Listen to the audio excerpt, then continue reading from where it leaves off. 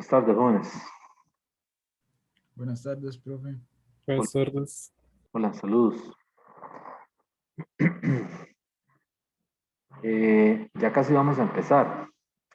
Solamente que les iba a decir que si alguno me ha enviado apelaciones del quiz anterior, las tengo ahí todavía, es decir, entre hoy y mañana les contesto. De acuerdo, no es que se me han perdido, sino que pues he tenido un poco de trabajo y pues cuando hacen una apelación hay que sacar el tiempo, ¿verdad? Para ver la pregunta, a ver si realmente está bien planteada o si tiene una inconsistencia, ¿verdad? Entonces, por si alguno de ustedes, me ha enviado alguna apelación, pues la tengo por ahí en stand-by, ¿verdad? En cualquier momento la veo, ¿verdad? Y les contesto. La clase de hoy yo quisiera terminar de ver el tema de ondas que nos quedó por ahí pendiente y entrar a ver el tema de temperatura. Pero pues temperatura podemos comenzarlo a ver hoy y continuarlo la otra semana, el lunes. Quería retomar el tema de fenómeno de resonancia.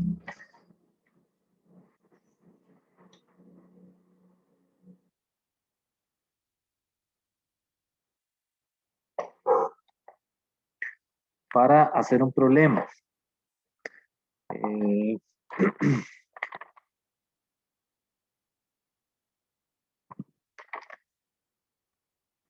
Porque he visto que en la plataforma hay algunos problemas relacionados con este fenómeno. Entonces, pues vamos a retomarlo nuevamente. La resonancia es un fenómeno que ocurre no solo en ondas mecánicas y sonoras, ¿verdad? Sino que también ocurre en otras áreas.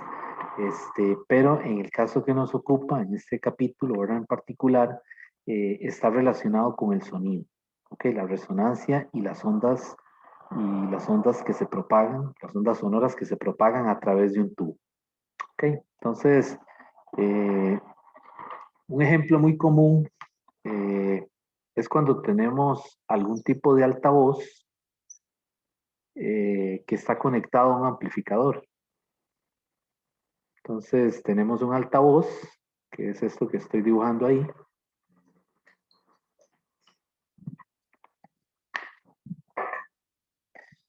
Y esto es un amplificador.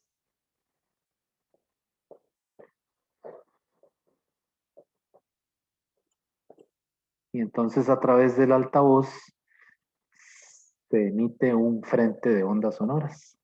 Y al frente del altavoz, bien cerca de él, se coloca un tubo. Y ese tubo puede estar abierto o puede estar cerrado. La cosa es que aquí adentro hay aire. ¿Ok?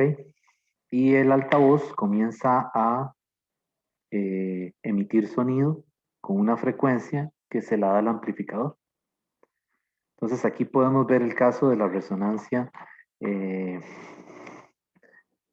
ya que pues esto es un tubo que está lleno de aire, ¿verdad? Un tubo por ejemplo, un tubo de un órgano, ¿verdad? Y que está abierto.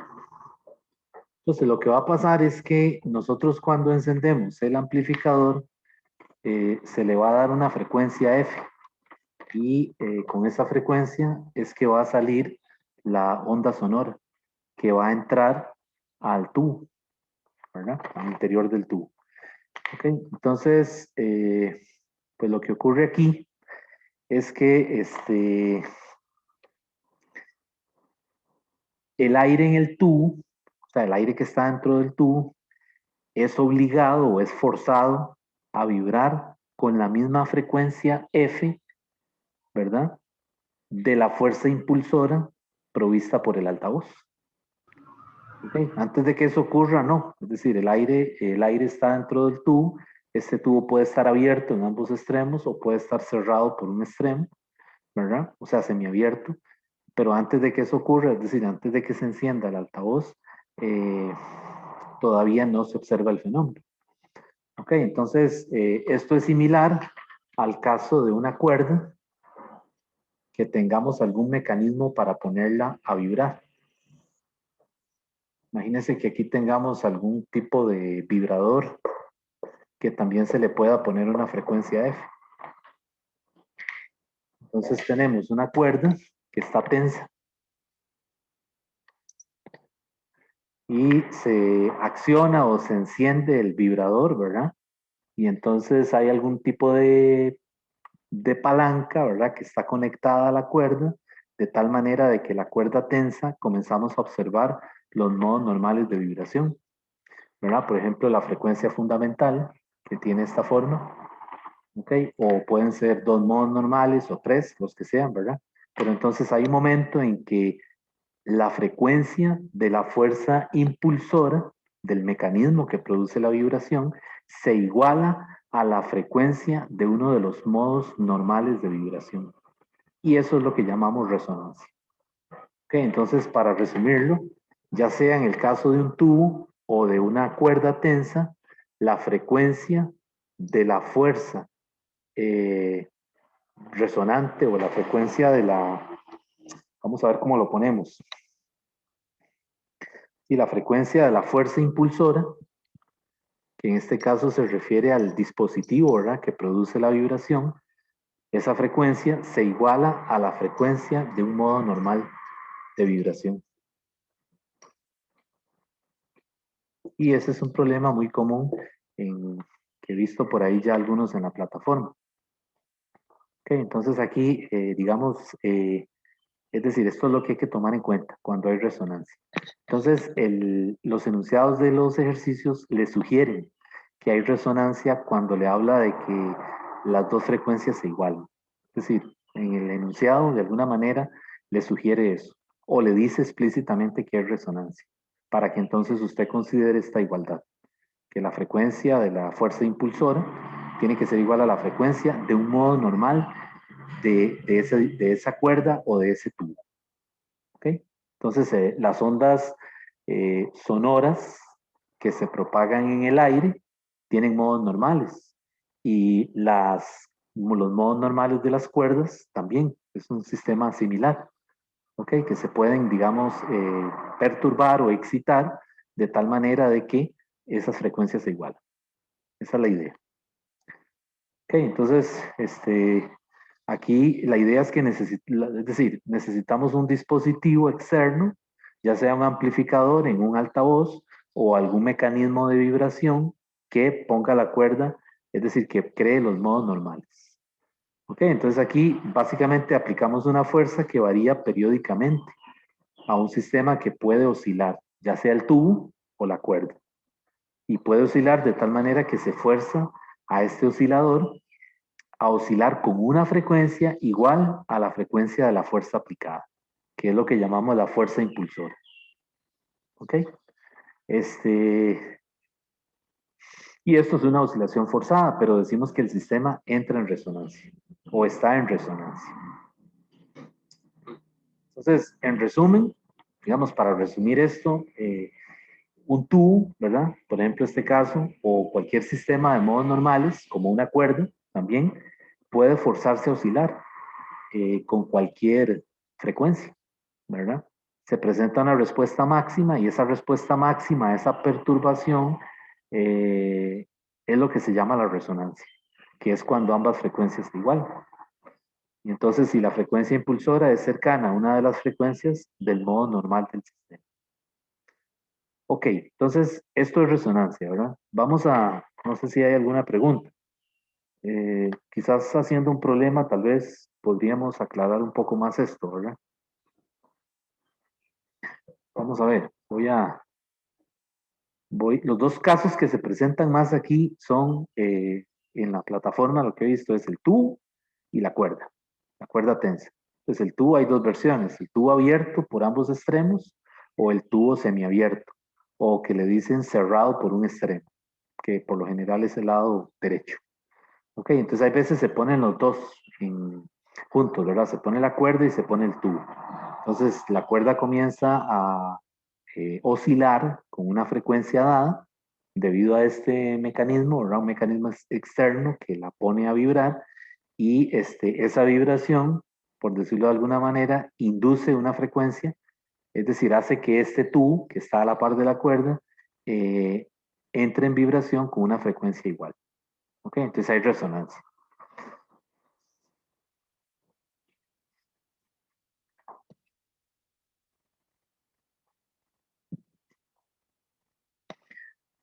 Este resumen que les estoy dando, esto lo cogí del libro de Sears, que yo sé que por ahí ya lo andan en PDF.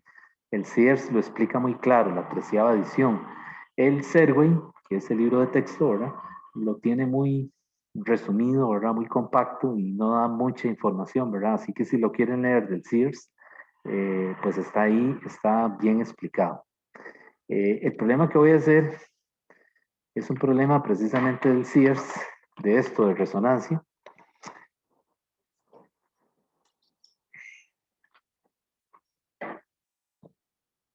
que es el problema 1632, que está en la página 545.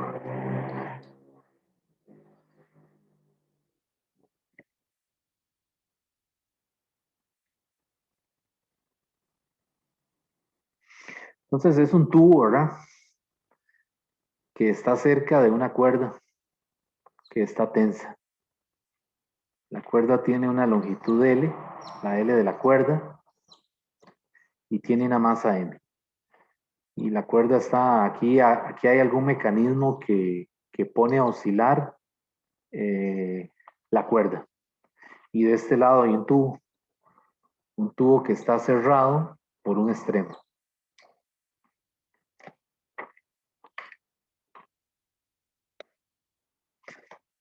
Y el tubo tiene una longitud L, que es ajustable, o sea que puede cambiar.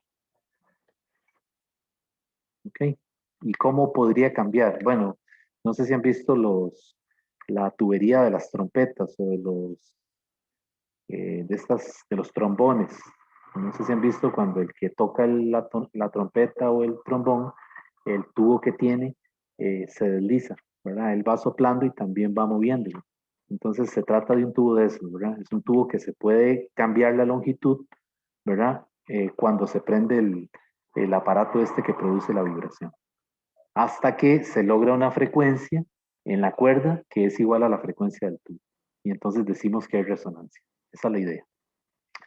Ok, entonces voy a leer el problema. Y tal vez ya con la figura quizás sea más claro. Dice un tubo cerrado por un extremo, ¿verdad? De longitud ajustable, LT, se encuentra cerca de un alambre de 85 centímetros de longitud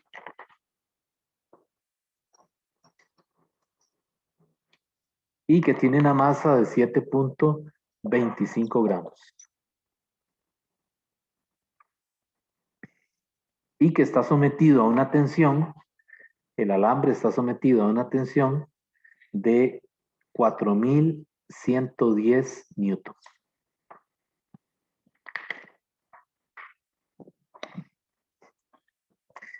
Entonces dice, se desea ajustar la longitud del tubo de manera que cuando produzca sonido a su frecuencia fundamental, ya le está diciendo que es F1, este sonido haga que el alambre vibre en su segundo sobretono. Ok, entonces vean que aquí el tubo necesitamos ajustarlo para lograr la frecuencia fundamental, F1. Y el alambre dice vibre en su segundo sobretono. En el caso del alambre, necesitamos poner una frecuencia tal que alcance el segundo sobretono.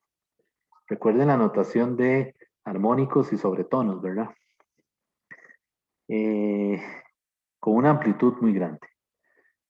¿Ok? Y le pide la longitud. ¿Cuál debe ser la longitud del tubo? O sea, lo que queremos calcular aquí es el LT. Voy a volver a leer el problema. Dice un tubo cerrado, ¿verdad? Por un extremo de longitud ajustable, que es lo que me están pidiendo, se encuentra cerca de un alambre, ¿verdad? De 85 centímetros de longitud, ¿verdad? pegado en un extremo fijo y aquí está acoplado a un dispositivo que es el que produce la vibración y tiene una masa de 7.25 gramos. ¿Ok? Y está sometido a una tensión de 4110 newton. ¿Ok? Entonces le dice, usted desea ajustar la longitud del tubo, este tubo, ¿verdad? De tal manera que, y aquí le está hablando ya de la resonancia como tal, de tal manera que cuando produzca sonido a su frecuencia fundamental, F1, este sonido haga que el alambre vibre en su segundo sobretono, con una amplitud muy grande. Y le dice cuál debe ser la longitud del tubo. Está bien, entonces ya ahí está el problema planteado, ¿verdad? ¿Qué es lo que me están diciendo? Que para el tubo n tiene que valer ¿cuánto? El modo normal tiene que valer ¿cuánto? 1. Porque necesitamos que el tubo alcance la frecuencia fundamental y que esa frecuencia fundamental sea igual a ¿quién? A la frecuencia del alambre en el segundo sobretono. El segundo sobretono en alambres es igual a ¿qué? Cuando hablamos del segundo sobretono decimos que se trata de n igual ¿quién? N igual 3. Recuerden que el primer sobretono es n igual 2, que es el segundo armónico. El segundo sobretono es el tercer armónico. El tercer sobretono es el cuarto armónico. Y así sucesivamente. ¿Está bien?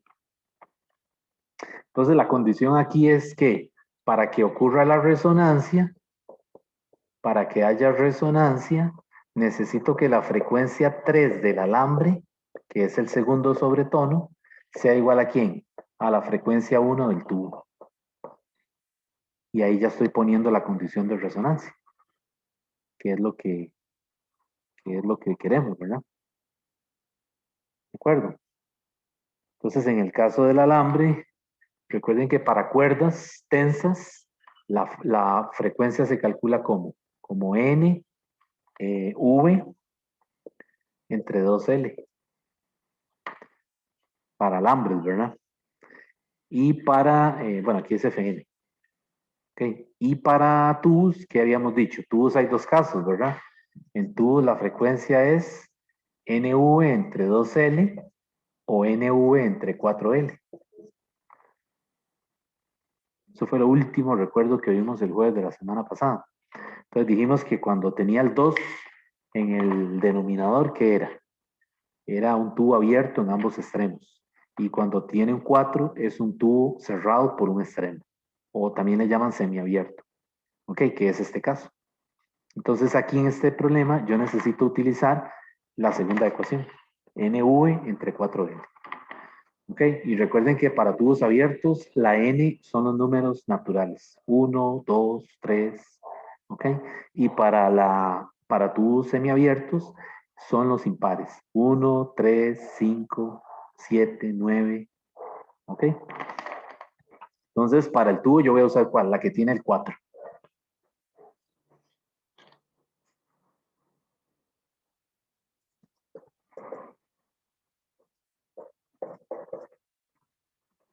¿Ok? Entonces ya tengo identificadas las frecuencias. Ahora, ¿esas velocidades son iguales? No. Esta velocidad es la velocidad en la cuerda. ¿Ok? Y esta velocidad, en esta otra fórmula, es la velocidad ¿dónde? En la onda sonora que se propaga por el tubo. Que si no le dicen nada, es decir, si le dicen que es a temperatura ambiente, el valor que usamos son 344 metros por segundo. Si no le dicen nada, use 344, ¿verdad? Y si cuando hace todo el cálculo hay un decimal que no se parece a la respuesta suya, use 343, a menos de que el problema se lo diga. O sea, algunas veces el problema le dice, use 343, pero si no, usa cualquiera de esas dos, ¿verdad? 343, 344, que es la velocidad del sonido a temperatura ambiente, más o menos entre 20 y 25 grados Celsius. Yo aquí voy a usar para esta velocidad 344. Es la que le da el Sears. Está bien. Ahora, ¿cómo calculo la velocidad del alambre? Pues la velocidad del alambre, vean que yo puedo usar la raíz de la tensión entre el mu. ¿Ok? Y lo que yo quiero es igualar estas dos cosas, ¿verdad? Entonces, para el alambre, ¿qué sería? La N, ¿qué sería? La N vale 3. Entonces aquí sería 3V. Y para el tubo, la N vale 1. Entonces aquí sería F1 y aquí sería 1. Por eso es que estoy usando esta condición, ¿verdad? La F del alambre del segundo sobretono es igual a la F fundamental del tubo. ¿Está bien? Y entonces aquí calculo la velocidad. Vean que lo que quiero es despejar la L del tubo, ¿verdad? Entonces esta L, cuidado, esta L es la del alambre. La del alambre, que aquí yo le puse la cuerda y es un alambre. Ok, y aquí la L es la L del tubo. Pues vean que lo que yo quiero es igualar esas dos ecuaciones y despejar ¿quién? La L del tubo, que es lo que me están pidiendo. Pero entonces de este lado necesito la velocidad. Entonces voy a calcularla primero. Pero antes necesito el mu. Entonces, ¿cómo se calcula el mu? Es la masa del alambre entre la longitud del alambre. O sea que eso sería en la masa del alambre, son 725. Y eso es, hay que multiplicarlo por 10 a la menos 3, ¿verdad? Porque recuerden que la masa tiene que estar en kilogramos. Y abajo la longitud tiene que estar en ¿qué? En metros, ¿verdad? Entonces cojo el 85, los 85 centímetros y lo divido entre 100 para ponerlo en metros. Entonces abajo serían 0.85 metros. Y hago esa operación. A mí me da esa mu, la ansiedad lineal me da 8.53 multiplicado por 10 a la menos 3 kilogramos sobre metro. Entonces ya tengo la mu, o sea, ya tengo la ansiedad lineal y me dieron el dato de la tensión. Entonces ya yo con eso puedo calcular la velocidad. Sería la raíz de 4110 dividido entre 8.53 por 10 a la menos 3. Y ahí me da la velocidad del alambre, sí, del alambre, que en este caso es 694 metros sobre segundo.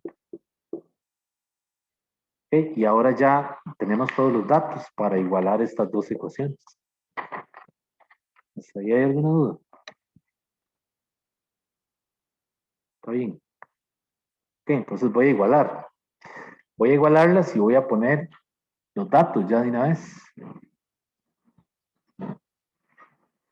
Sería entonces 3 multiplicado por 694 dividido entre 2 por LA, o sea, 2 por 0.85.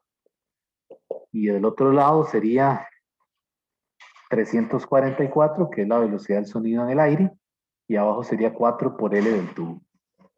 Y L del tubo es la incógnita.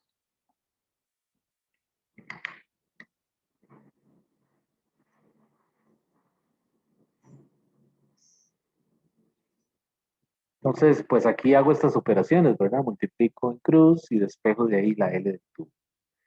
Y esa L del tubo a mí me da, me dio 0.0702 metros. Y puesto en centímetros es 7.02 centímetros.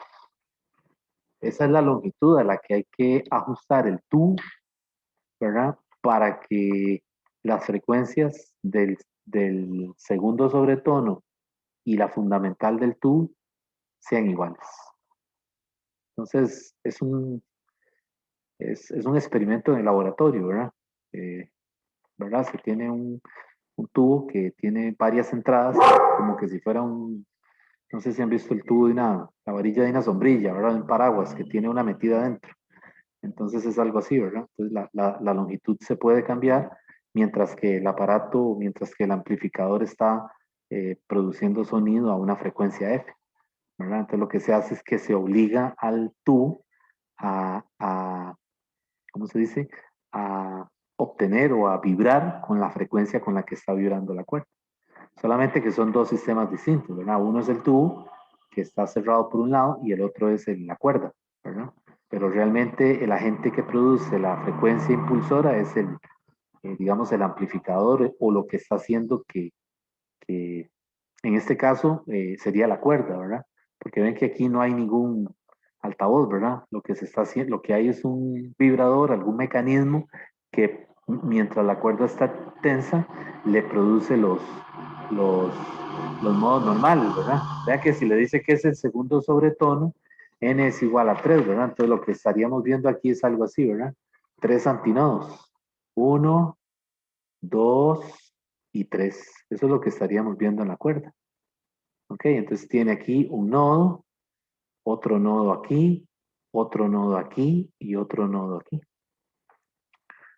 Ok, y este es un antinodo, este es un antinodo y este es un antinodo. Entonces, este caso, el segundo sobretono tiene, ¿cuántos nodos? 1, 2, 3, 4. 4 nodos. ¿Y antinodos cuántos tiene? 1, 2, 3. Recuerden que los nodos son amplitud cero y los antinodos amplitud máxima. Y en el caso del tubo, ¿qué estaríamos viendo? En el caso del tubo que está cerrado por un lado, lo que vemos es algo así, es un vientre incompleto, algo así. Esto es un nodo y esto es un antinodo. ¿Sí? En los tubos cerrados por un extremo, esa es la característica. Esos vientres o esos antinodos no son completos. O si lo quieren ver como un párpado, no se ve completo, sino que se ve como partido, como que le falta un pedazo. ¿Verdad? Ok, entonces aquí esto está vibrando el aire con la frecuencia F1 y esta con la frecuencia F3. Pero se igualaron las dos forzándolo, forzando ambos sistemas con el mecanismo que produce la vibración. Eso se llama resonancia, ¿verdad? Eh, un caso común de resonancia es, por ejemplo, cuando empujamos a alguien que está en una hamaca, ¿verdad? Eso es resonancia mecánica. Aquí es resonancia acústica, ¿verdad? En resonancia mecánica, lo que tenemos es, por ejemplo, un niño que está en una hamaca, ¿verdad? Entonces uno lo empuja, ¿verdad? De tal manera de que ya logra que la hamaca llegue justo donde uno está. No sé si han hecho la experiencia, ¿verdad? Entonces cada vez que llega, uno nada más le da un pequeño impulso, ¿verdad? Pero no tiene que moverse donde está porque ya sabe que va a llegar ahí y nuevamente le da otra vez el impulso. Ahí estamos diciendo que el sistema está en resonancia. ¿Quién hizo? ¿Cuál fue el agente externo que logró la resonancia? La persona que está empujando la hamaca, ¿verdad? Tan es así que si, digamos, dejamos de empujar, pues eventualmente va a dejar de mecerse, ¿verdad? O si lo empujamos con más fuerza, se va a levantar más, ¿verdad? Entonces la resonancia es cuando se entra en ese patrón repetitivo, ¿verdad? En donde las dos frecuencias son la misma, la de la hamaca y la de la persona que empuja la hamaca. Entonces ese es un caso de resonancia mecánica, ¿ok? Entonces es similar, es el mismo fenómeno, solamente que aquí lo estamos aplicando al caso de una cuerda y un tubo. Bueno, ¿alguna pregunta?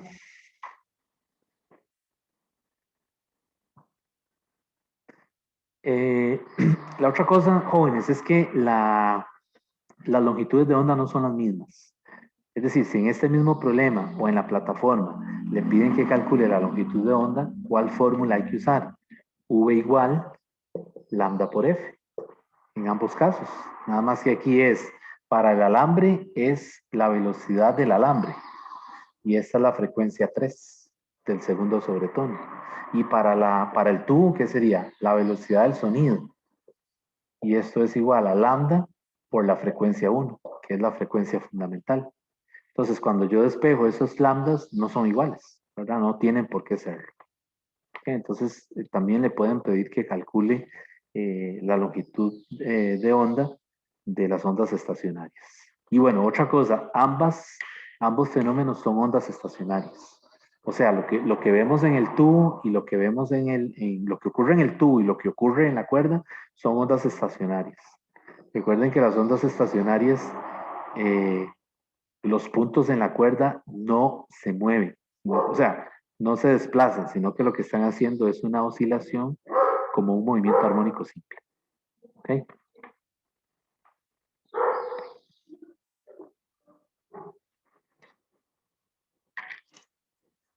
Bueno, vamos a hacer otro problema.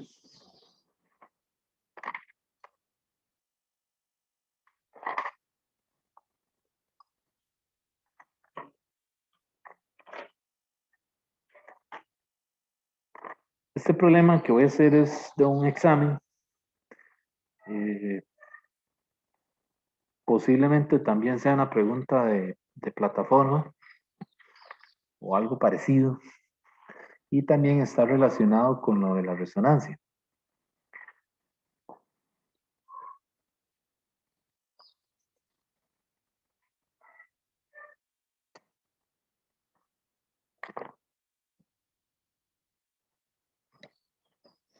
Entonces, este caso se trata de una cuerda, ¿verdad?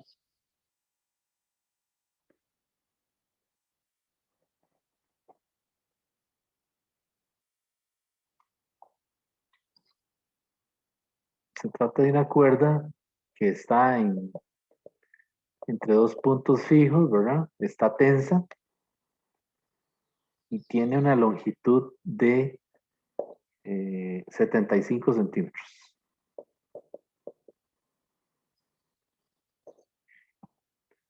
Y tiene una masa de 8.75 gramos. ¿Ok? Entonces dice así, la cuerda de cierto instrumento, puede ser una guitarra, ¿verdad? La cuerda de cierto instrumento musical mide 75 centímetros de longitud y tiene una masa de 8.75 gramos. Dice, se utiliza en una habitación, ¿verdad? Donde la rapidez del sonido es de 344 metros sobre segundo. Dice, determine. La parte A le dice que calcule la tensión a la que se debe ajustar la cuerda de manera que cuando vibre en su tercer armónico, n igual a 3, el tercer armónico sería el ¿qué? El cuarto sobretono, ¿verdad? De manera de que cuando vibre en su tercer armónico, produzca un sonido cuya longitud de onda sea lambda igual 0.765 metros. Esa es la parte A. La parte B dice que determine la frecuencia que produce la cuerda en su modo fundamental. La frecuencia que produce la cuerda en su modo fundamental. ¿Cuál frecuencia le está pidiendo? La F1, ¿verdad? O sea, aquí en la parte B le está diciendo, haya la frecuencia fundamental de la cuerda. ¿Okay? Y en la parte B le dice que calcule la tensión a la que se debe ajustar la cuerda, de manera que cuando vibre en su tercer armónico produzca un sonido cuya longitud de onda sea de 0.765 metros. Bueno, este problema, no sé qué les parece a ustedes, pero para mí que falta información. No sé, no dice que explícitamente que se presente el fenómeno de la resonancia. Eh, es decir, es alguien que está tocando un instrumento musical, una guitarra, me imagino yo, y la tensa, ¿verdad? Al producir la onda sonora y está dentro de una habitación, qué sé yo, pero no dice más, ¿verdad? Entonces aquí, pues hace falta, no sé, voy a poner una nota aquí para que ustedes la tengan en consideración. Y es que las ondas estacionarias, esto está en la teoría, ¿verdad? Las ondas estacionarias en el aire y en la cuerda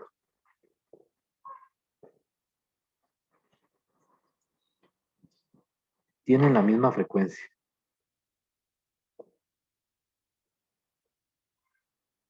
Tienen la misma frecuencia. Entonces, es decir, cuando se toca un instrumento así o se produce una onda sonora debido a un instrumento, pues en un espacio cerrado, eh, esas frecuencias, digamos, se igualan, ¿verdad? La frecuencia de la cuerda con la frecuencia de la onda que se propaga por el aire. Entonces, ahí hay un caso en donde se da resonancia. Entonces, el problema no lo dice explícitamente y entonces eso es lo que no sé, ¿verdad? Cuando se puso este problema, que era un problema de desarrollo, pues mucha gente no entendió que era, que se trataba de resonancia y no se les ocurrió igualar las frecuencias. Entonces no sé, o si con esto que dice la teoría ya es suficiente, ¿verdad? Pero bueno, yo lo estoy poniendo por eso, ¿verdad? Para que ya usted lo sepa, por si le ponen un problema similar a este, ¿verdad? Ya con esto, pues sí, claro, ya uno enseguida dice, ok, la frecuencia del tercer armónico o cuarto sobretono del tubo, perdón, en la habitación, ¿verdad? En el aire, tiene que ser igual a quién? A la F1. eh, Vamos a ver cómo lo ponemos, déjeme ver. Eh,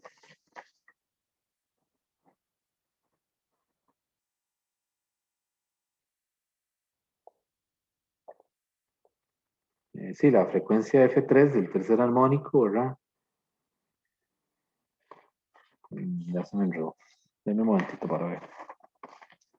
Que lo tenía planteado de otra forma. Si produzca un sonido, sí, la F3 en el aire, ¿verdad? Tiene que ser igual a la F1 en la cuerda. Aquí es así, ¿verdad? Eso es lo que hay que tener claro. Porque es decir, la cuerda es la que va a producir, ¿verdad? Es decir, necesitamos la tensión de la cuerda de tal manera de que estas dos cosas sean iguales, ¿verdad? El n igual 3 se refiere al aire, ¿verdad? Y el n igual 1 se refiere a la cuerda. No sé, la redacción del problema no sé, me causa mis dudas, pero por eso lo hago para tratar de aclararlo. Eh, entonces, ¿cómo procederíamos ahí para resolver el problema? ¿Y cómo lo plantearíamos? Primero, ¿qué ecuaciones tendríamos que usar ahí, verdad? Tenemos una cuerda. Entonces, como tenemos una cuerda, tenemos que usar esto. U es igual a la tensión entre mu, porque de ahí va a salir la incógnita que nos están pidiendo, ¿verdad? En la parte A. En cuerdas siempre es válido eso, ¿verdad? Y el mu, ya sabemos que el mu es la masa del alambre o de la cuerda, lo que sea, ¿verdad? Entre la longitud de la cuerda. Y la otra cosa es que nos dice que produce una longitud de onda en el aire de 0.765, o sea, en la onda sonora, ¿verdad? Entonces, ahí yo necesito también utilizar esta en cuerdas, es válido esto. Lambda n es igual a 2L entre n, que es la forma de, digamos, de establecer la longitud una longitud de onda de cada modo normal, ¿verdad? Vean que aquí la n son los modos normales, ¿verdad? N igual a 1, N igual a 2, etcétera, ¿verdad?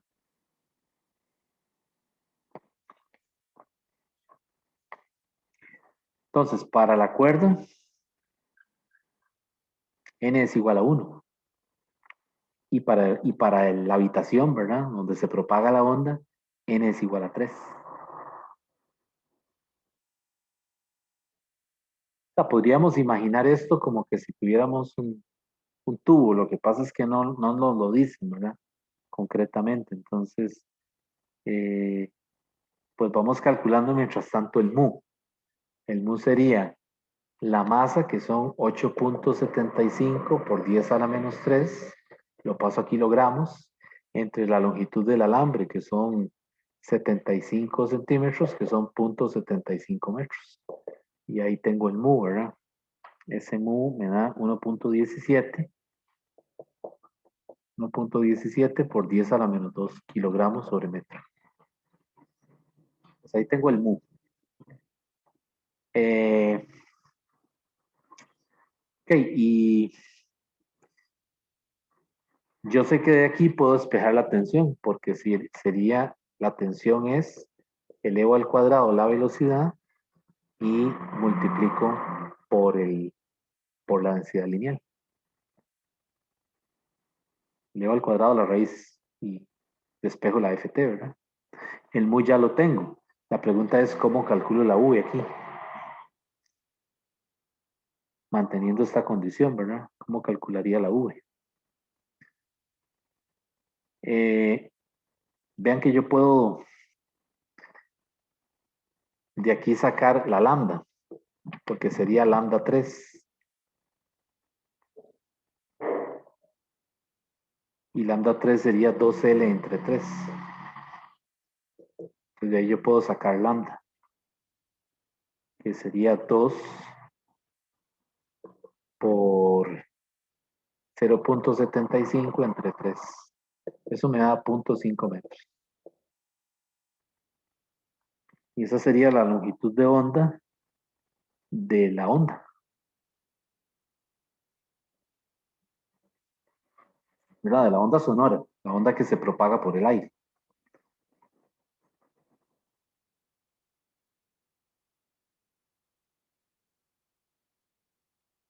Y entonces yo aquí con esto ya puedo, bueno, puedo antes de esto, antes de hacer esto, yo inclusive puedo calcular la frecuencia, ¿verdad? Porque puedo usar esta fórmula. V es igual a lambda por F. Y de aquí yo puedo sacar la V, porque, digo, puedo sacar la frecuencia. Puedo despejarlo. Voy a borrarlo de aquí abajo, para que no se vaya a confundir. Voy a despejar de ahí la frecuencia. Y esa frecuencia es V sobre lambda, en la onda sonora, ¿verdad? Y esa V es 344, que se propaga con esa velocidad entre lambda, que son 0.765. Y ahí me da la frecuencia. Esa frecuencia es 449.7 Hz. Y esa frecuencia es esta, ¿verdad? Es la F1 de la cuerda y también es la F3 en el aire. Entonces, con esa frecuencia ahora calculo esta velocidad. Esa velocidad es lambda por F, que sería entonces la frecuencia 449.7 Hz multiplicado por la lambda. ¿Cuál lambda uso aquí? 0.5, ¿verdad?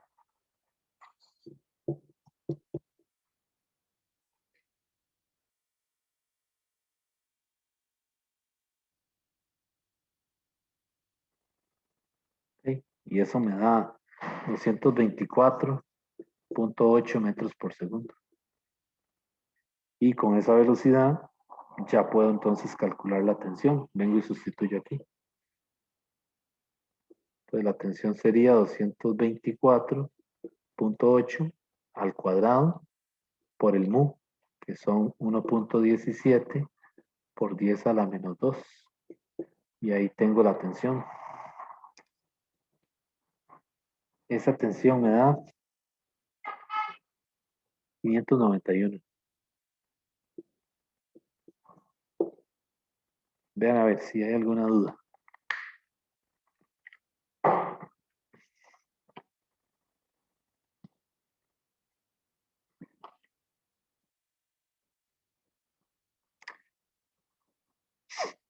Lo que puede complicar es la parte aquí del cálculo de la velocidad, ¿verdad?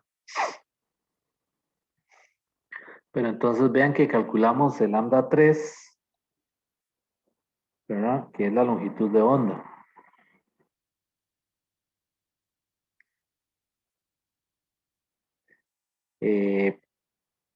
Y de ahí entonces uso la longitud de onda que me dan en el problema para hallar la frecuencia. Y esa frecuencia tiene que ser la misma porque por esto que estamos poniendo aquí, ¿verdad? De que hay resonancia. Entonces yo puedo usar esa frecuencia, ¿verdad? Para calcular la velocidad, que es lo que hago aquí. Entonces ya con eso puedo calcular la tensión. Entonces, la parte B del problema le dice que cuál es la frecuencia. Dice la frecuencia que produce la cuerda en su modo fundamental. Recuerden que aquí se refiere específicamente al modo en el que está vibrando. Entonces recuerden que Fn siempre es n por F1. O sea, cualquier frecuencia se puede escribir como un múltiplo de F1. Y me están diciendo que lo está haciendo en n igual 3. Entonces yo lo que hago aquí es que simplemente despejo. La F3 tiene que ser igual a 3F1. Y de ahí despejo la frecuencia de F1. Esa frecuencia de F1 es F3 sobre 3, que sería entonces 449.3 entre 3. Y ahí tengo la frecuencia fundamental, que es 150 Hz.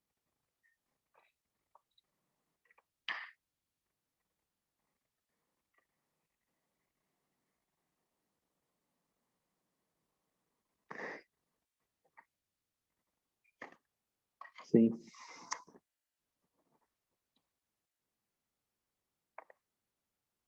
Pero sí hay que tomar en cuenta esto, ¿verdad? Esto me lo encontré por ahí en el texto, ¿verdad? Del libro, en alguna parte escondido, ¿verdad? Que dice que las ondas estacionarias en el aire y en la cuerda tienen la misma frecuencia. Entonces, por eso es que podemos hacer esta operación de aquí, ¿verdad? De sacar la frecuencia de aquí, del aire. Vea que estos son los datos de la onda en el aire, ¿verdad? Obtengo una frecuencia y esa frecuencia digo que es también la frecuencia en la cuerda.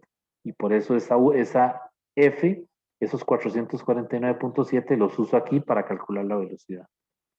¿Ok? Ese es el único detalle del problema que puede causar confusión, ¿verdad? ¿De dónde saca uno la velocidad de la onda en la cuerda?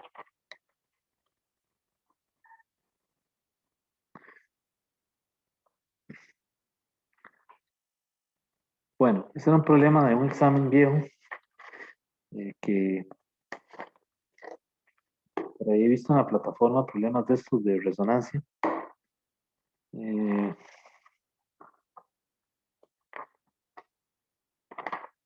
la otra cosa que les quería comentar es el asunto de eh, esto que mismo que estamos viendo, las ondas estacionarias en columnas de aire.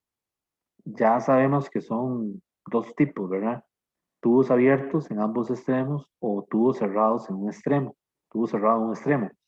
Entonces, es bueno saberse aunque están ahí en el libro, ¿verdad? Y ustedes tienen acceso a verlos, ¿verdad? En cualquier momento, pero sí es bueno que los tengan ahí a mano, ¿verdad? Cuando se les presenta una pregunta en la plataforma, porque algunas preguntas son conceptuales y lo que quieren es que uno identifique el patrón o sea, el comportamiento de la onda estacionaria dentro del tubo. Entonces le dan figuras y lo que hay que hacer es compararlas con, con los patrones reales, ¿verdad? En un tubo abierto y en uno que está cerrado por un extremo, ¿verdad? Entonces, en el caso de los tubos abiertos, en ambos extremos, eh, pues la situación es algo así, ¿verdad? Cuando es abierto, hace algo así y hace algo así simétricamente. Entonces, vean que aquí hay un antinodo, aquí hay un nodo, aquí hay un antinodo. Y ese es el primer armónico. El primer armónico. Ok. En tubos abiertos, el siguiente armónico se le llama, es el segundo armónico. Entonces, tiene vamos a ver cómo lo hago, algo así.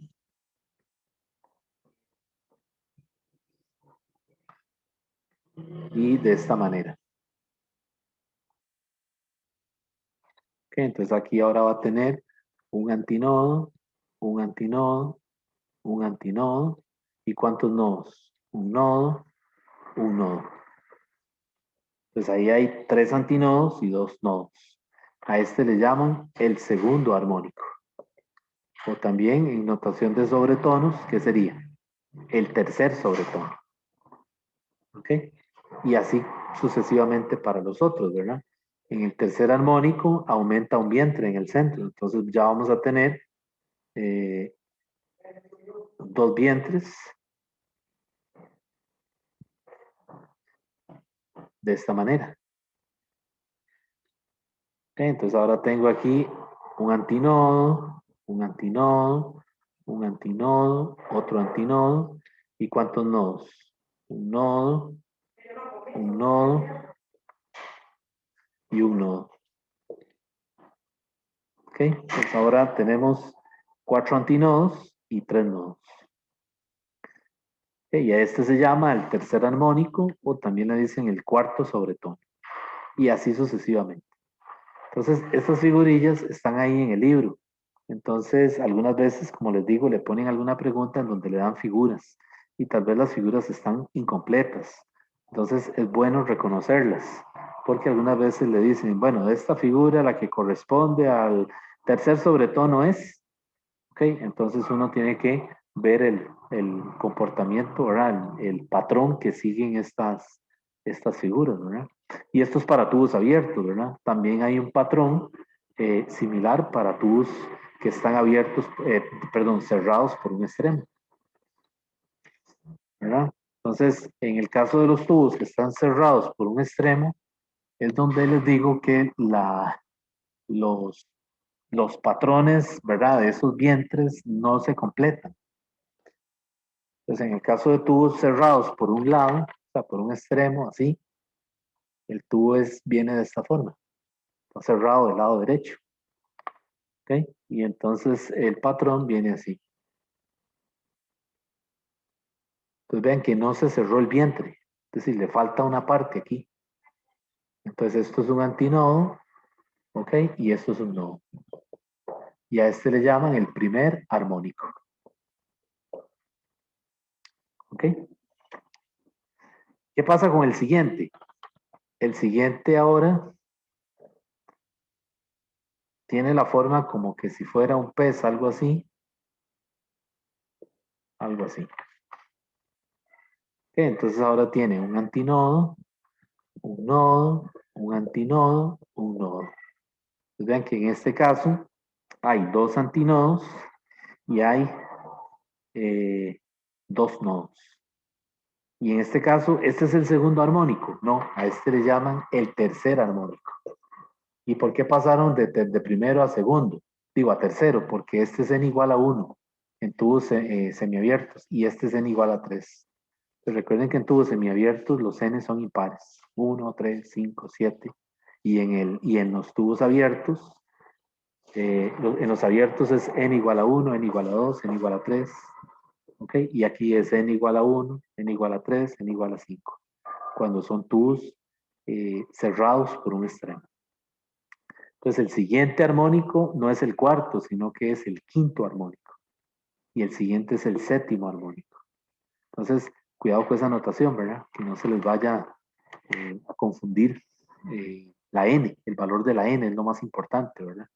Porque si no, entonces ya ha pasado que, por ejemplo, escuchan el cuarto sobretono y n no es 4, n es 3. Entonces ahí es donde se produce el error, ¿verdad? A la hora de hacer el cálculo, a la hora de calcular una frecuencia o una longitud de onda.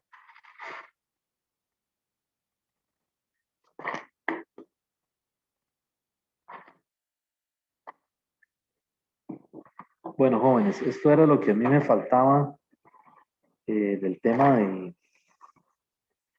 de ondas estacionarias, que era lo que me faltaba ahí, ese detalle de cubrir, que les había quedado debiendo un par de problemas. Eh, Vamos a entrar de una vez al tema que nos ocupa ahora, que es termodinámica. Este, en el caso de termodinámica tenemos que cubrir 4 capítulos, ¿verdad? Eh, y con el que vamos a comenzar es con el tema de temperatura. Ok, entonces vamos a hacer una pequeña introducción al tema y continuamos la próxima semana. Eh, la termodinámica surgió como una ciencia debido a la necesidad de entender el funcionamiento de las máquinas de vapor, básicamente, ¿verdad? Es una rama de la física que hoy en día también es muy importante para química y también para ingeniería. Entonces, la termodinámica, pues se estudia en física y también se dan cursos en ingeniería y en, y en química. Cada quien le da el énfasis, por supuesto, de la especialidad. Pero a grandes rasgos, ustedes saben que apareció la revolución industrial y cuando se comenzaron a construir las máquinas de vapor, ¿verdad? Lo que pasa es que quienes construyeron esas máquinas de vapor que funcionaban, ¿verdad? No tenían nada en el papel por escrito, es decir, eran ingenieros empiristas, ¿verdad? Basados en la experiencia que pusieron las máquinas a funcionar, pero no tenían nada en el papel por escrito, ¿verdad? Es decir, fueron hechas a puro, eh, ¿cómo se dice? A puro error, ¿verdad? Hasta que la hicieron funcionar. Entonces la termodinámica surge como un intento de ¿cómo se dice? Poner en una base los conocimientos de las máquinas térmicas, que en este caso, en esa época era la máquina de vapor. ¿Okay? Entonces, el primer concepto que necesitamos trabajar aquí es el de temperatura.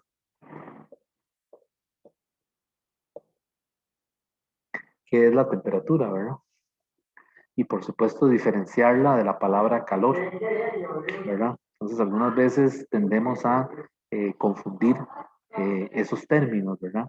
Que son bastante subjetivos. Cuando hablamos de que algo está muy caliente, ¿verdad? O que está muy frío, ¿verdad? Y cómo vinculamos eso o cómo lo relacionamos con el concepto de temperatura, ¿verdad? Cuando decimos, la cuchara está muy caliente, ¿verdad? O el vaso está muy caliente, o la olla está muy caliente.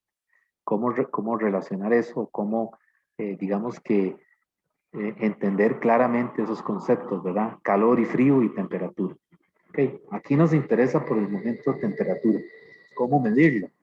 En primera instancia, bueno, se mide con un instrumento. Ya ustedes saben que lo que se utiliza es un termómetro. Por lo menos en química es el que uno ve por ahí primero, ¿verdad? Es el termómetro de vidrio, ¿verdad? Que tiene un menisco de mercurio, ¿verdad? Tiene un depósito de mercurio abajo y el termómetro se coloca en la sustancia, ¿verdad? En el reactivo o en la solución, como se llame, y enseguida vemos que el menisco comienza a ascender. Es como un capilar muy delgadito, ¿verdad? En color rojo. Eso que tiene ahí adentro es mercurio, ¿verdad?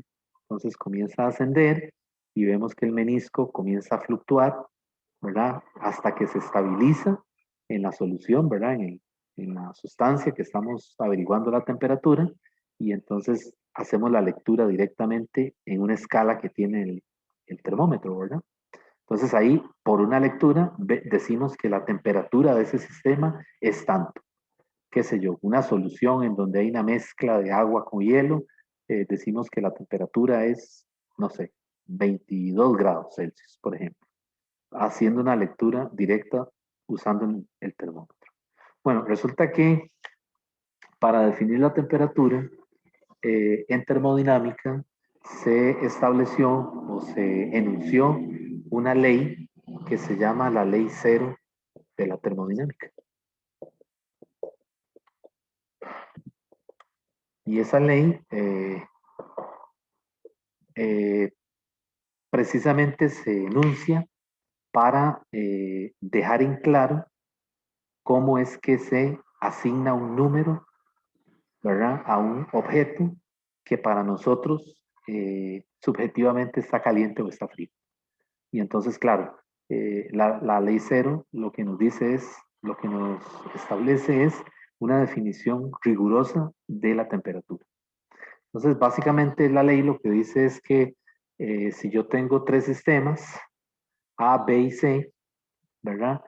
Necesito que esos sistemas mutuamente estén en equilibrio térmico.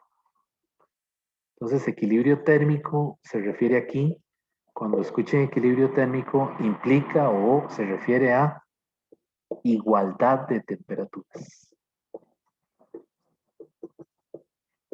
Eso es equilibrio térmico.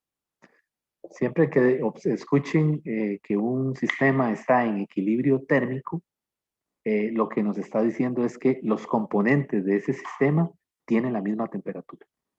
Eso es. Entonces, por ejemplo, si yo digo que A, B y C están en equilibrio térmico, es porque cada uno de esos cuerpos, si se tratara de cuerpos sólidos o cada una de esas tres sustancias, tienen la misma temperatura.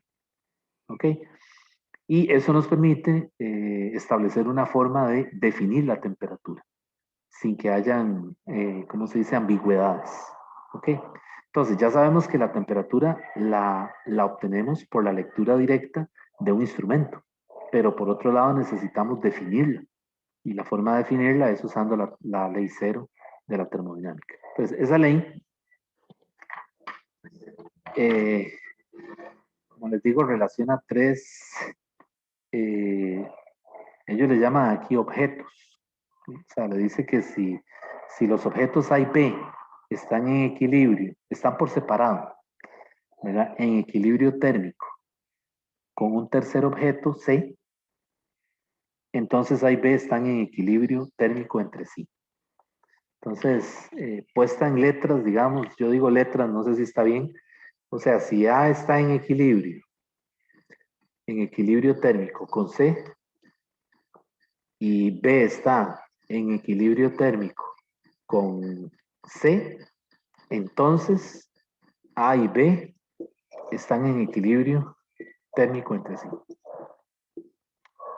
Están en equilibrio térmico entre sí. Eso es lo que le dice la ley, básicamente. ¿Ok? Entonces vean que esto es como que si fueran personas, ¿verdad? Es decir, A conoce a C y B conoce a C, pero A y B no se conocen. ¿Ok? Es algo así, ¿verdad? Entonces, la idea es, lo que le dice la ley, es la necesidad de que cada uno de ellos, por separado, estén en equilibrio térmico con C. Y eso garantiza que A y B están en equilibrio térmico entre sí. Entendiendo equilibrio térmico, como lo dijimos, igualdad de temperaturas. O sea que si esto se cumple, los tres sistemas o los tres objetos tienen la misma temperatura. Es lo que está diciendo la ley, cero. Ahora, ¿cómo lo vemos en un caso real? Es decir, ¿dónde yo puedo aplicar eso? Bueno, el caso más sencillo es el caso en donde tenemos un beaker, ¿verdad? O algún vaso, ¿verdad? Con alguna, con alguna sustancia, por ejemplo, puede ser agua, ¿ok? Entonces, pues yo tengo agua caliente, calenté agua, por ejemplo, y tengo un beaker donde necesito echar el agua. Entonces, antes de echarle yo el agua al beaker, el beaker tiene una temperatura ambiente, que es la temperatura de laboratorio, ¿cierto?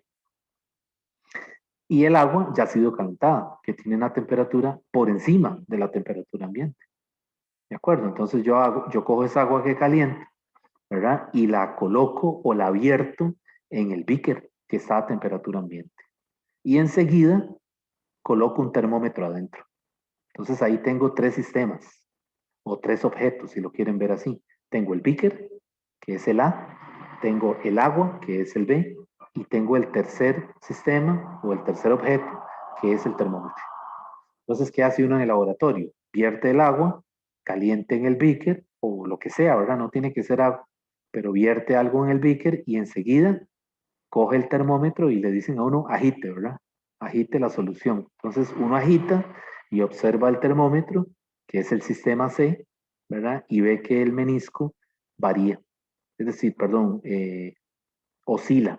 El nivel del menisco baja y sube hasta que llega un momento en que se estabiliza y le dan la lectura.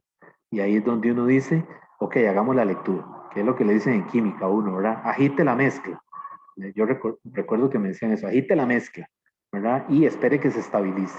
Entonces uno ve, hace la lectura en el momento en que el menisco se queda quieto.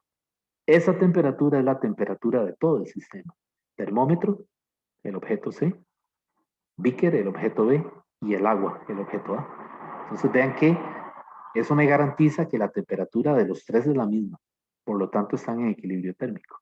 Pero a la vez tengo un instrumento que me da la lectura, que es el termómetro. ¿De acuerdo? Pues básicamente esa es la idea, ¿verdad? Acerca de la ley cero de la termodinámica. Y el cero no tiene nada que ver con el cero absoluto, que ya por ahí me han preguntado. El cero simplemente es una situación de carácter histórico, o cronológico, más bien, mejor dicho, es cronológico. O sea, cronológicamente o históricamente, primero surgió la primera y la segunda ley. Ok, luego se dieron cuenta o se vieron en la necesidad, los que desarrollaron la termodinámica, de tener que postular una ley para definir la temperatura. Y como la temperatura es un concepto primario, prioritario, ¿verdad? En la primera y la segunda ley, entonces decidieron llamarle ley cero, simplemente por eso, ¿no? Pero no tiene nada que ver con, con la temperatura, con que la temperatura sea cero o tenga que ser cero, o no tiene nada que ver con el cero absoluto. Simplemente es un asunto de poner esa ley antes que la primera y la segunda, porque necesito la temperatura para trabajar con la primera y la segunda ley. Eso es todo. Bueno, entonces, eh,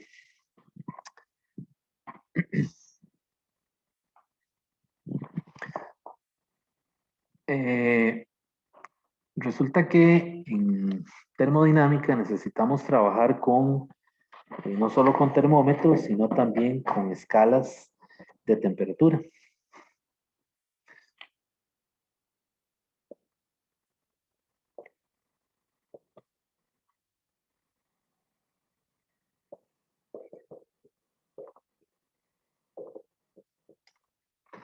Con escalas de temperatura. Entonces, vamos a trabajar aquí en física general 2 con la escala Celsius,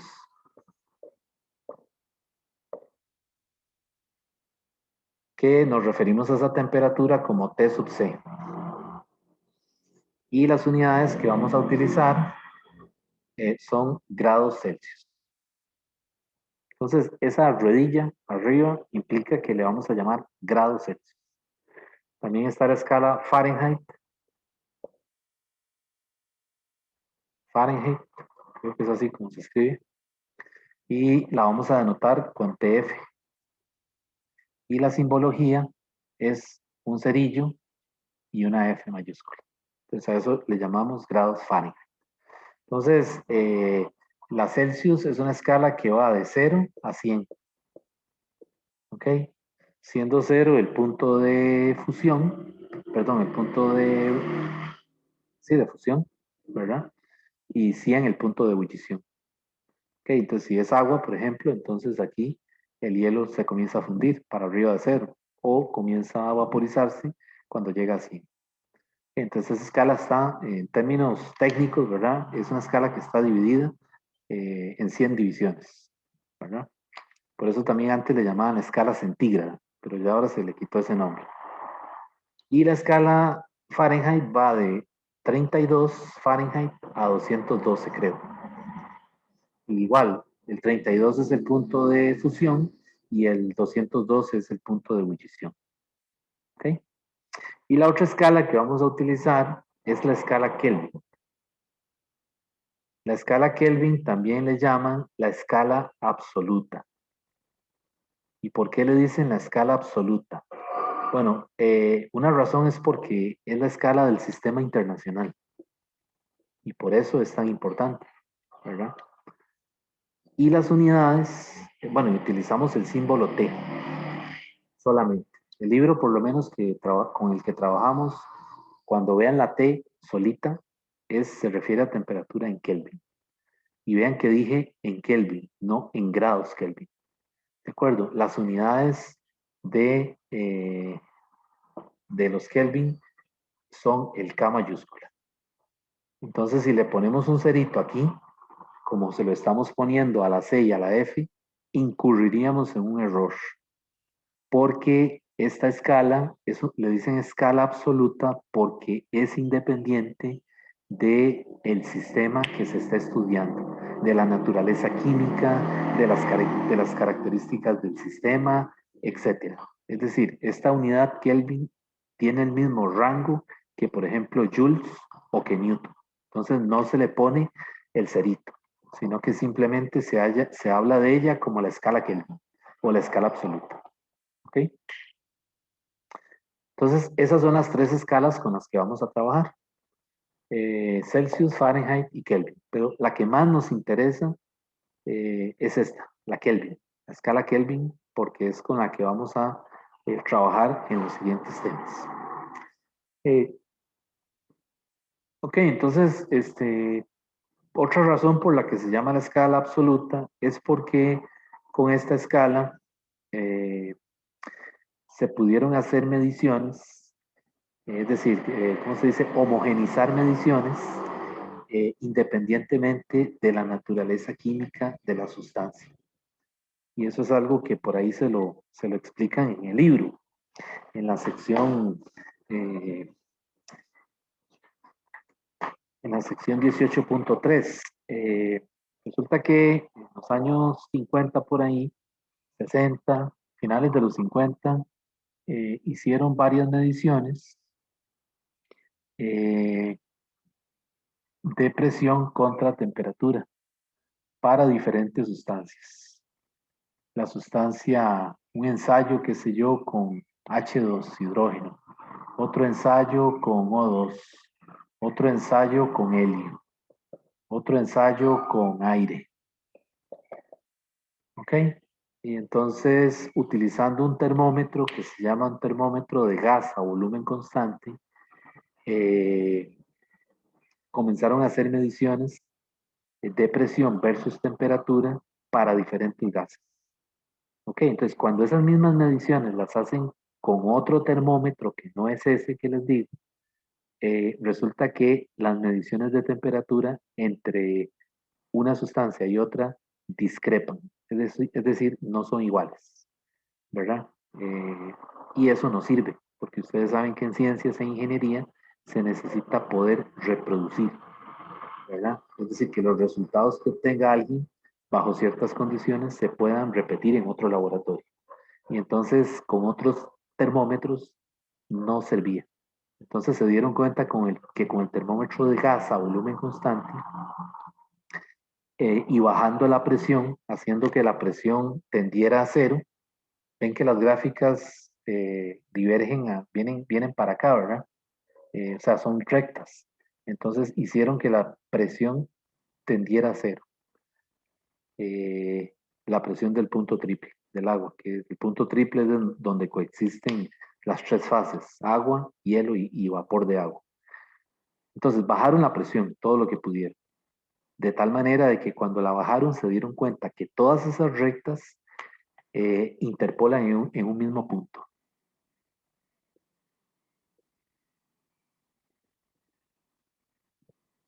Y ese punto era el menos 273.15. ¿Ok? Entonces aquí hay un criterio para hacer mediciones que es independiente de la naturaleza química de la sustancia. Es decir, de si es hidrógeno, oxígeno, helio, ¿verdad? No importaba eso, ¿de acuerdo? Usando el termómetro de gas a volumen constante. O sea, con ese termómetro en particular se dieron cuenta que eso se podía hacer así. Y de ahí fue que surgió la escala absoluta, ¿verdad? Por eso se le llama absoluta también, porque ella es independiente, como les digo, del sistema en estudio, del sistema termodinámico en estudio. Puede ser un gas, oxígeno, puede ser hidrógeno, puede ser helio, puede ser cualquier cosa, o no tienen que ser gases. Pueden ser otros sistemas que no necesariamente son gases. Pueden ser sólidos, ¿verdad? O pueden ser sustancias en estado líquido, ¿verdad? Y entonces resulta que ese detalle, ¿verdad? En esas gráficas que hacía que los valores se interpolaran en el mismo punto o cortaran en el mismo eje de la temperatura, sirvió para definir la escala absoluta. ¿Ok? Entonces, ¿cómo está relacionada la temperatura Celsius con la temperatura Kelvin? Bueno, la temperatura Celsius, perdón, es la temperatura en Kelvin menos 273.15. Así puedo yo calcular la temperatura en Celsius. A la temperatura en Kelvin le resto 273.15. ¿Cómo está relacionada la temperatura Fahrenheit con la Celsius? Temperatura Fahrenheit son 9 quintos de la temperatura en Celsius más 32 grados Fahrenheit. 9 quintos de TC más 32 grados Fahrenheit. Y vean que las escalas de temperatura, otra cosa importante es que son lineales, o sea, son líneas rectas, son funciones lineales. Si ustedes ven estas dos, se parecen aquí, tienen la misma forma de y igual mx más b. ¿Quién es la pendiente en esta primera? 1. ¿Quién es la intersección? Menos 273.15. ¿Ok? ¿Quién es la pendiente aquí? 9 quintos. ¿Quién es la intersección? 32. Entonces vean que las escalas de temperatura, por dicha, son lineales. Eso ayuda a que la interpretación de las mediciones sea más sencilla. ¿Ok? Entonces, aquí está cómo calcular o cómo está relacionada Celsius con Kelvin y Fahrenheit con Celsius. Por supuesto, hay más escalas de temperatura. No solo estas existen, ¿verdad? El sistema inglés tiene su propia escala de temperatura, pero a nosotros aquí nos interesan esas tres. ¿Ok? Entonces, la otra cosa son los cambios de temperatura. Y hay que tener cuidado con eso. Cuando hablamos de cambios de temperatura, es un intervalo. O sea, siempre que le hablen de un cambio de temperatura, nos referimos a un intervalo. Por ejemplo, si ponen delta T, es temperatura final menos temperatura inicial. Por ejemplo, qué sé yo, puede ser que al Instituto Meteorológico le interese el cambio de temperatura de las 10 de la mañana a las 2 de la tarde, para estudiar, qué sé yo, la precipitación y toda esa cosa, de los aguaceros y todo eso. ¿Ok? Entonces, ¿qué hacen? Bueno, a las 10 de la mañana registraron una temperatura en una zona en particular y a las 2 de la tarde vuelven y registran la temperatura en la misma zona. Y lo que hacen es que restan una de la otra. Final menos inicial. Y ahí le da un delta T. ¿Ok? Entonces aquí hay que distinguir entre una temperatura y un cambio. Entonces, el delta T en Celsius es igual al delta T en Kelvin. Y el delta T en Celsius es 5 novenos del delta T en Fahrenheit. Entonces, hay que tener cuidado si le están pidiendo un cambio de temperatura, ¿verdad? Para que no vayan a confundir eso, ¿verdad? Entonces, por ejemplo, si me dicen que el delta de un cambio de temperatura en Celsius es 20 grados Celsius, ¿cuál sería el cambio de temperatura en Kelvin? Es el mismo, es 20, pero ya no son 20 Celsius, sino que son 20 K, 20 Kelvin. ¿Y cuál sería el cambio de temperatura en Fahrenheit? ¿Cuál sería el cambio de temperatura en Fahrenheit? Sería entonces despejarlo de aquí, de esta ecuación. Vean que aquí son 5 novenos. Entonces, multiplico 9 por 20, o sea, lo paso a multiplicar y lo divido entre 5. 9 por 20 son 180. 180 entre 5. No sé cuánto es. Voy a hacerlo. 36, profe. 36, gracias. 36 grados. Y esos son 36 grados Fahrenheit. Entonces vean que los Celsius yo me refiero a 20 grados Celsius. 36 grados Fahrenheit. Pero aquí no digo 20 grados Kelvin, sino que solamente digo 20 Kelvin. ¿Ok? Entonces cuidado, ahí hay que tener cuidado con no decir grados Kelvin, porque está mal, porque es una temperatura absoluta, que no depende de la escala, ¿de acuerdo? Sino que es más, por eso le llaman absoluta. Entonces cuidado con los cambios, ¿verdad? En algunos libros, en el Servo y No, en algunos libros cuando hablan de un cambio de temperatura en Celsius, le ponen el cerito adelante. O sea, le ponen esta anotación, 20, y le ponen el 0 aquí al frente. Por si lo ven, no es que está mal, es que algunos libros tienen este convenio de que para denotar el cambio le pasan el cerillo al frente de la C o le pasan el cerillo al frente de la F. Entonces ya ahí cuando le dicen esto, ya uno tiene que interpretar que es un cambio. Pero el libro de Serway no lo tiene así. O sea, el libro de Serway habla tiene esta anotación tanto para una temperatura como para un cambio de temperatura. ¿Ok? Pero si lo ven, para que no crean que es, que es un error, ¿verdad? Sino que es algún convenio que usan algunos libros por ahí eh, de física general, ¿verdad? Bueno, entonces estas son las tres escalas de temperatura, ¿verdad? Con las que vamos a trabajar. La escala Celsius, la Fahrenheit y la escala absoluta, que es la escala Kelvin. Eh, entonces, yo voy a quedar aquí para, eh, y el lunes continuamos con el material del capítulo de temperatura, para no correr tanto. Recuerden que el otro quiz es mañana, ¿verdad? Creo que abre a las 3, si no me equivoco. Eh,